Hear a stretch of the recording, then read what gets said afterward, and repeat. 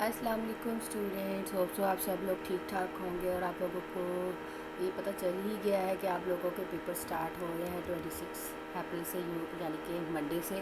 तो ये आपको बता दिया जाएगा कि आपके पेपर जो है वो किस दिन होगा। और बच्चों, ये आप लोगों का जो पेपर है वो जीसीआर के ऊपर लिंक शेयर कर दिया जाएगा गूगल फॉर्म का।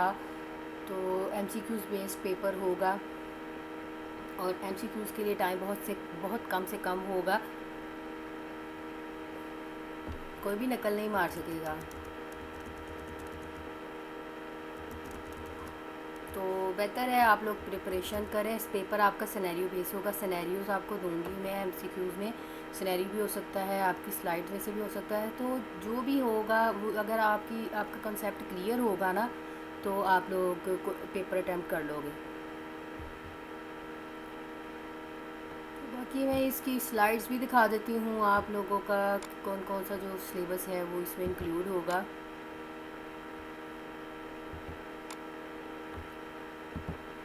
ओके जी, प्रोफेशनल प्रैक्टिसेस के अंदर lecture number 1 introduction to course professional ethics. Ethics मतलब कि लेक्चर 5 ये। और आपका जो है एक और स्लाइड्स थी जो मैंने आपको क्लास में पढ़ाई थी, ठीक है, जिसमें आपकी डेफिनेशन थी प्रोफेशनल। वो वाली स्लाइड्स आपने लाजमी करनी है। तो जिसने वो नोट किया था क्लास में अच्छा रह गया, और तो बाकी जो सारे हैं उससे मांग सकते हैं, लेकिन मेरा नहीं ख्याल है कि आप लोगों को देना चाहिए। तो वो स्लाइड्स मैं नहीं प्रोवाइड करूँगी। बाकी मैंने आप लोगों को बता दिया, जो मीट वाला पार्ट है ये सारा है आपका कोर्स के अंदर इंक्लूड। चलें, उसको आप लोगों को पता चल गया होगा, आपका सिलेबस क्लियर हो गया होगा। आपको मीट के एमसीक्यूज़ आने हैं। और एमसीक्यूज़ अगर आपका 3 क्रेडिट आवर का है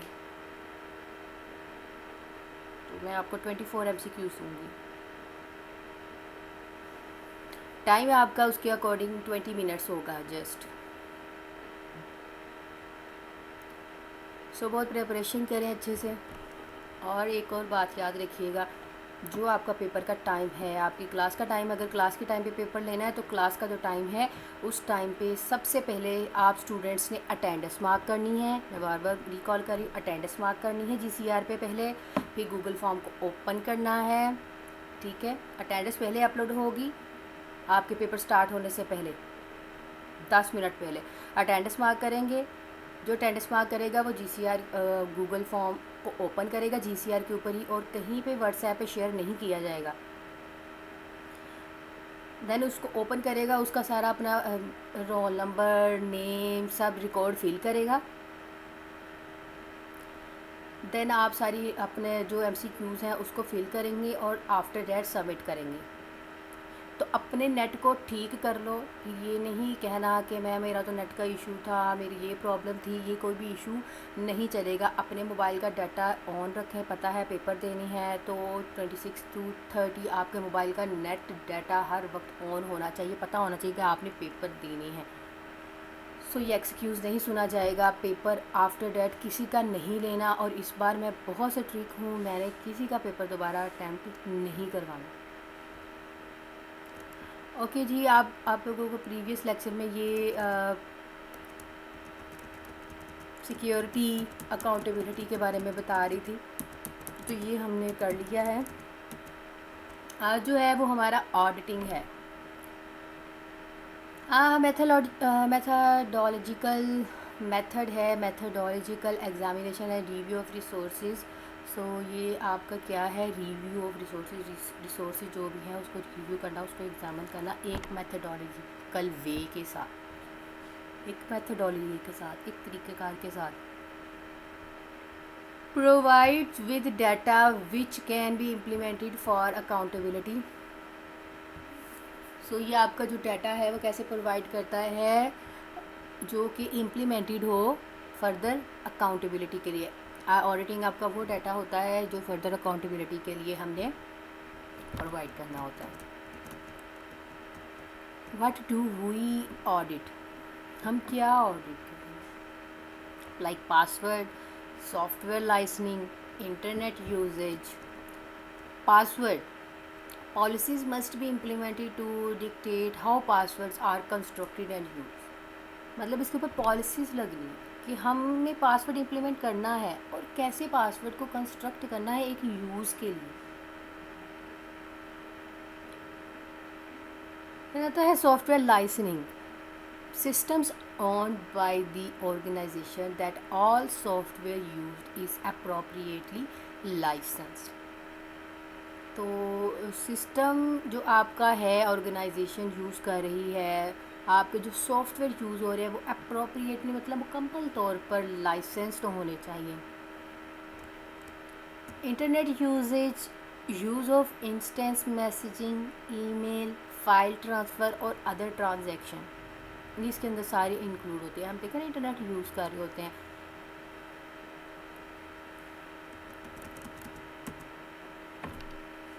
ओके, देन आती है लॉगिंग।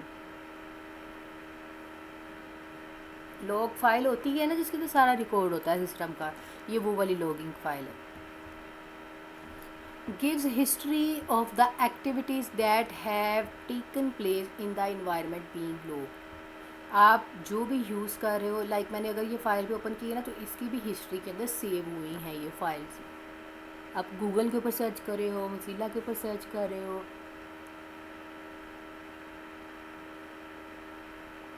एक्सेल, वर्ड, मतलब जो भी फाइल हम ओपन कर रहे हैं उसका रिकॉर्ड जो है वो क्या होता है, हिस्ट्री में सेव होता है। तो logging mechanism can be set up to log anything from solidly critical events to every action carried out by the system और सॉफ्टवेयर सच एज। जैसे कि लॉगिंग मैकेनिज्म है उसको हम कैसे सेटअप कर सकते हैं, क्रिटिकल इवेंट से टू एवरी एक्शन, हम उसमें मतलब हर एक्शन जो है वो कैरी कर रहे हैं, कैरी आउट कर सकते हैं, जिस वजह से ये सारे इसके एक्शन जो हैं वो देखने हमने। सॉफ्टवेयर एरर्स लॉग, मतलब आप जो भी ये लॉगिंग है ना, लॉगिंग फाइल में आपको बता दिया जाएगा इतने जो है वो सॉफ्टवेयर में एरर्स आए हैं। Hardware failures, users login and log out, user कितनी बार लॉगिन हुआ है, कितनी बार लॉग आउट हुआ है, resources access, task requiring increased privileges in most logs. So privileges तो पता ही है यूज़र को क्या क्या एक्सेस जो है वो प्रोवाइड की जाती है। तो ये सारी एक्सेस किसके अंदर आती है, आपकी लॉगिन हिस्ट्री की फ़ाइल के अंदर, सिस्टम फाइल के अंदर। Available to administrators for review and are usually not modifiable by the users of the system. अब आपकी जो अवेलेबल है किसके लिए, एडमिनिस्ट्रेटर कोई हो नहीं है ना। एडमिनिस्ट्रेटर क्या है, जैसे कि विंडो का एडमिनिस्ट्रेटर, जो भी आपके पीसी है तो आप एडमिनिस्ट्रेटर हो।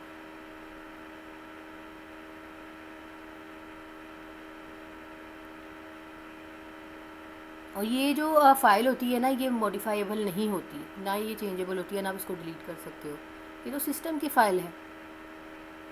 Logs must be regularly reviewed in order to catch anything unusual in their content. जो भी आप एक्टिविटी परफॉर्म कर रहे होते हो वो सारी लोग्स फाइल के अंदर स्टोर होती है। Logs may be asked to analyze in relation to a particular incident और सिचुएशन। लॉग्स फाइल क्या है, सम टाइम एनालाइज करती है कौन सा रिलेशन जो आपका पार्टिकुलर इंसिडेंट और सिचुएशन हो जाती हैं, आपके साथ सिस्टम क्रैशेस हो जाता है, ह्यूमन एरर आ जाते हैं, लाइक हार्डवेयर फेलियर आ जाता है, कोई भी ऐसी एक्टिविटी होती है तो वो लॉग के अंदर सेव हो जाती है। ओके, देन आती है monitoring, subset of auditing and tends to focus on observing about the environment being monitored in order to discover undesirable conditions such as failures, resource shortages, security issues and trends that might signal the arrival of such condition। तो ये किसका subset है, आपका auditing का ही है। जैसे आपकी logging था, ये भी आपकी ऑडिटिंग का ही सबसेट है। और इसमें क्या फोकस करते हैं, हम ऑब्ज़र्व करते हैं किसके बारे में, एनवायरनमेंट के बारे में, जो भी हम मॉनिटर कर रहे हैं, मतलब जो भी हम डिस्कवर कर रहे हैं अनडिज़ायरेबल कंडीशंस हो रही हैं, जिसमें आपके फेलियर्स आ जाते हैं, इसमें आपकी रिसोर्स शॉर्टेज आ जाती है, सिक्योरिटी इश्यूज आ जाते हैं, और माइट भी कोई भी अराइवल सिग्नल्स इश्यूज आ जाते हैं कि प्रॉपर आपका डाटा जो है वो काम नहीं करा। तो ये सारा आपकी मॉनिटरिंग ऑडिटिंग के अंदर आता है।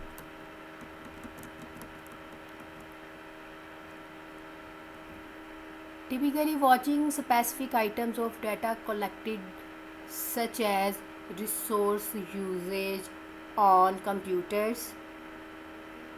अब टिपिकली हम क्या वॉच कर रहे होते हैं, स्पेसिफिक आइटम्स और डाटा कलेक्टेड किया जाता है, जिसमें से ये कुछ भी हो सकता है। Resource usage on computer, resource को यूज़ कैसे करना है कंप्यूटर के ऊपर।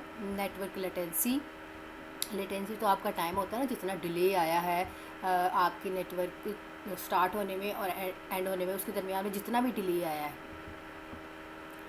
Attacks occurring repeatedly against servers with network, आपके जो अटैक हुए हैं मॉनिटरिंग के अंदर, ये भी चीज़ जो है वो काउंट होती है। कितने टाइम पे अटैक हुआ, कितने टाइम पे आपका जो इंटरनेट है एक्सपोज हुआ है, उसका इंटरफेस हैक हुआ है, या कोई भी इंटरनल इशू हुए हैं, ऐसे कोई भी इश्यूज़ हुए हैं, वो इसके अंदर मॉनिटरिंग के अंदर इंक्लूडेड है।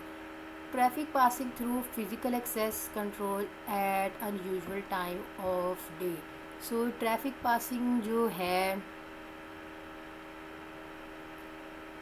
आपका through physical access controls at unusual times of days के अंदर इंक्लूडेड है।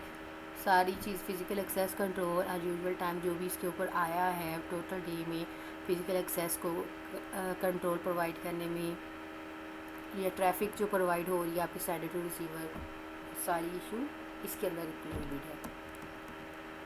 Clipping level, activities are occurring levels above what is normally expected. हाँ जी, क्लिपिंग क्या होती है, ऐसी एक्टिविटी जो कर होती है हर लेवल, मतलब कि हर लेवल के ऊपर होती है कि नॉर्मली क्या चीज़ हम एक्सपेक्ट कर सकते हैं। क्लिपिंग होता है ना कि हम उसमें से एग्जैक्टली नॉर्मल पार्ट को निकाल लेते हैं। क्लिपिंग करना प्रोसीजर भी यही होता है, जब हम पिक्चर्स में से क्लिपिंग करते हैं, क्लिपिंग आर्ट करते हैं, तो ये भी वही चीज़ ही है कि हम उसमें से नॉर्मली चीज़ जो है वो एक्सपेक्ट कर रहे होते हैं। Assessments, a more active route of determining whether everything is as it should be and compliant with relevant law।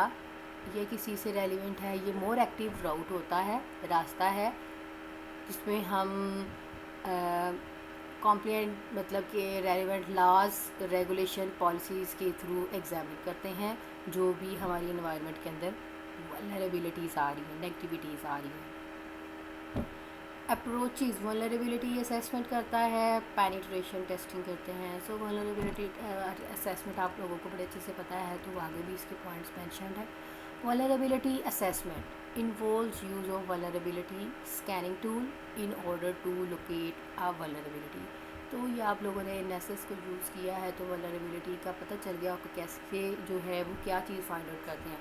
ये देखिए जी, नेसेस ही दिया हुआ है।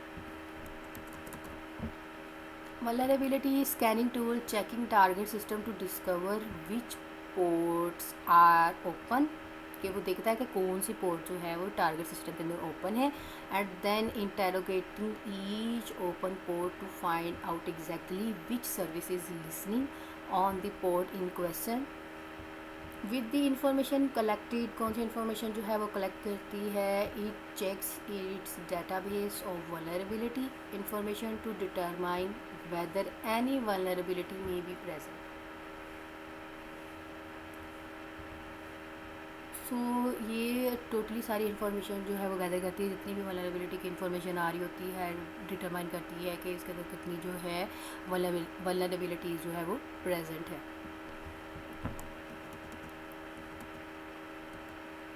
ओके जी, लास्ट ही स्लाइड है और इसका सेकंड पॉइंट है penetration testing. Mimicking the techniques an actual attacker may use to penetrate a system। Mimic का तो मतलब ये होता है कि नकल करना, मतलब कि आपकी पेनिट्रेशन इस चीज़ में आएगा कि टू एक्ट लाइक अटैकर्स के ऊपर जो भी हम यूज़ करते हैं, एक्चुअली अटैकर्स इसको यूज़ करते हैं, पेनिट्रेट करते हैं, उसको यूज़ करते हैं, उसकी नकल अंदाजी करते हैं, उसको चेंज करते हैं, तो तब ये जो है पेनिट्रेशन टेस्टिंग परफॉर्म की जाती है, तो सिस्टम को पेनिट्रेट करने की कोशिश करते हैं। तो ये था स्टूडेंट आप लोगों का आज का लेक्चर। तो ये आप लोगों की डाटा सिक्योरिटी, ऑडिटिंग, अकाउंटेबिलिटी, ये स्लाइड्स कंप्लीट हो गई। तो आज हमने देखा है ऑडिटिंग को देखा है, ठीक है। ऑडिटिंग किसके ऊपर अप्लाई करते हैं? Logging, monitoring and assessments. तो स्टूडेंट मैंने आप लोगों को पेपर का ऑलरेडी बता दिया है, तो आप लोगों ने पेपर के बारे में सीरियस रहना है। मैंने किसी को बाद में टाइम नहीं देना, इस चीज़ को याद रखिएगा। फिर नहीं कहना कि मैम ने बताया नहीं। मैं ऑलरेडी आप लोगों को कॉल कर रही हूँ कि एक्टिव रहें। GCR, कोई स्टूडेंट कहता है कि मेरे पास GCR का लिंक नहीं है, मेरे पास GCR का कोड नहीं है, ऐसा नहीं होना चाहिए। सब एक्टिव हो जाए। GCR का अकाउंट हर किसी के पास लॉगिन होना चाहिए, क्लास भी ऑन होनी चाहिए। आपकी क्लास में भी वो गूगल फॉर्म का लिंक शेयर होगा। सबसे पहले आप उस दिन की अटेंडेंस मार्क करोगे। 10 मिनट पहले आपकी अटेंडेंस अपलोड हो जाएगी। आप अटेंडेंस मार्क करेंगे, देन आपका टाइम स्टार्ट करूँगी मैं। फिर उस टाइम से आपके जो 24 MCQ है, तो 20 मिनट्स मिलेंगे आप लोगों को MCQs करने के लिए बस। तो आप उसी में MCQs कंप्लीट करेंगे। पेपर आपका सिनेरियो बेस भी होगा और कुछ भी हो सकता है। जो मैंने आपको मिड में से सारी स्लाइड्स बताई हैं वो, और जो मैंने फ़िज़िकल क्लास में बताया था, पढ़ाया था, तो जिसने नोट किया होगा वो ठीक है, बस मैंने कोई स्लाइड्स प्रोवाइड नहीं करनी है। ओके जी स्टूडेंट्स, होप सो आप लोगों को अच्छे से अंडरस्टैंडिंग होगी पेपर के बारे में, सारी कन्फ्यूजन ख़त्म होगी। Best of luck for paper. आप लोगों को ट्राई करूँगी कि कल मैं असाइनमेंट भी प्रोवाइड करूँ। असाइनमेंट नंबर 1 उसका भी टाइम प्रोवाइड कर दिया जाएगा। अपना बहुत सारा ख्याल रखिएगा। Good luck. अल्लाह हाफिज़।